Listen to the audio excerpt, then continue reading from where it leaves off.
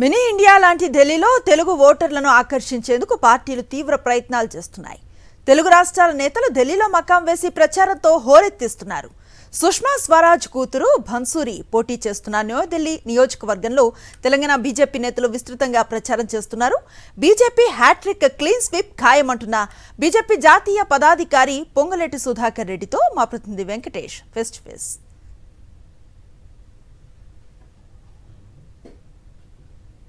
తెలుగు రాష్ట్రాల్లో ఎన్నికలు ముగియడంతో బీజేపీ కాంగ్రెస్ నాయకులు ఢిల్లీ బాట పట్టారు. ఢిల్లీలో ఉన్న తెలుగు ఓటర్లను కలిసి వారిని తమ పార్టీకి ఓటు వేయాలని విజ్ఞప్తి చేస్తున్నారు. మనతో పాటు బీజేపీ జాతీయ పదాధికారి పొంగులేటి సుధాకర్ రెడ్డి ఉన్నారు. సో ఢిల్లీలో ఎక్కడెక్కడ తిరిగారు? ఢిల్లీతో పాటు వారణాసి కూడా తిరిగినట్టు తెలిసింది. ఎక్కడెక్కడ తిరిగారు? ముందు ప్రధానమంత్రి గారు భారతీయ జనతా పార్టీ అభ్యర్థిగా కాంటెస్ట్ చేసే వారణాసిలో గత 3 రోజులు దాంట్లో అక్కడ కార్యకర్తలతో కలిసి ముఖ్యంగా తెలుగు సమాజం, ముఖ్యంగా తమిళ వాళ్ళు, మలయాళీసు, అటు బెంగాలీ, మరాఠీ సమాజాలందరినీ కూడా ముఖ్య నాయకుల్ని, కార్యకర్తల్ని, సెటిల్ అయినటువంటి మన వాళ్ళందరినీ కూడా కలుసుకోవటం, అటు అస్సీ ఘాట్ అని, హనుమాన్ ఘాట్ అని, నారద్ ఘాట్ అని అన్ని చోట్ల ఎక్కడైతే సెటిల్ అయ్యి ఇప్పుడు అంతా వారణాసి వాస్తవులుగా అయిపోయారు. అక్కడ ఎన్నో కొన్ని సంవత్సరాలు 50 సంవత్సరాల క్రితం, 100 సంవత్సరాల క్రితం వచ్చినటువంటి సెటిల్ అయినటువంటి వాళ్ళందరూ చాలా సంతోషపడ్డారు.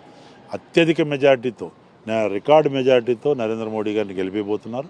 చాలా చోట్ల తిరిగాం, ఇంటింటికి తిరిగాం, మళ్ళీ గల్లీ గల్లీ తిరిగాం. సమావేశాలు, నుక్కడ సమావేశాలు కూడా మన ప్రాంతం నుంచి, అటు ఆంధ్ర నుంచి, ఇటు తెలంగాణ నుంచి, అటు కర్ణాటక నుంచి, తమిళనాడు నుంచి కూడా ముఖ్య నాయకులు, కార్యకర్తలు అందరూ వచ్చి ఇంటింటికి తిరుగుతున్నారు.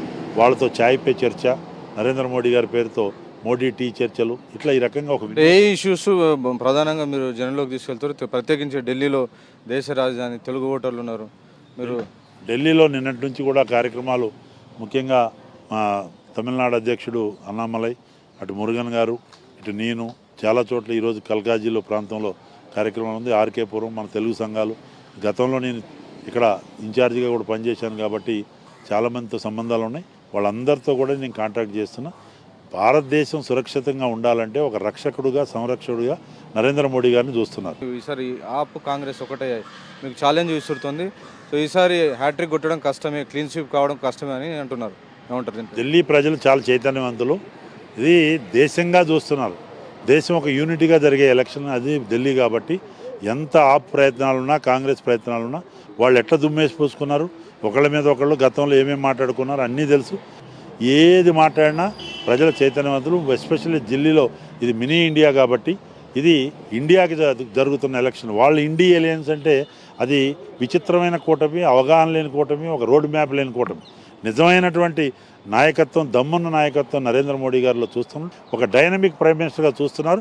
స్వీప్ చేసేస్తాం ఢిల్లీతో. ఎంత ఢిల్లీ మొత్తం ఓవరాల్గా ఎంత సీట్లు వచ్చే అవకాశం ఉందంట? 370 పైన బీజేపీగా గెలుస్తాం, 400 పైచిలకు ఎన్డీఏ అలయన్సెస్తో గెలుస్తాం. ఇది మొత్తానికి తెలుగు రాష్ట్రాల్లో ఎన్నికల వేడి తగ్గడంతో మొత్తం నాయకులందరూ కూడా ఢిల్లీ బాట పట్టారు. తెలుగు ప్రజల్ని, ఢిల్లీలో ఉన్న తెలుగు ప్రజల్ని కలుస్తున్నారు. ఇతర నార్త్ స్టేట్స్లో, ప్రధానంగా వారణాసిలో ప్రధానమంత్రి నియోజకవర్గంలో కూడా నాయకులు తిరుగుతున్నారు. సో మొత్తానికి ఈసారి ఎలాంటి తీర్పు ఇవ్వబోతున్నారు అన్నది చాలా ఆసక్తికరంగా ఉంది. కెమెరామెన్ జబర్నాయక్తో వెంకటేష్, సాక్షి టీవీ, న్యూఢిల్లీ.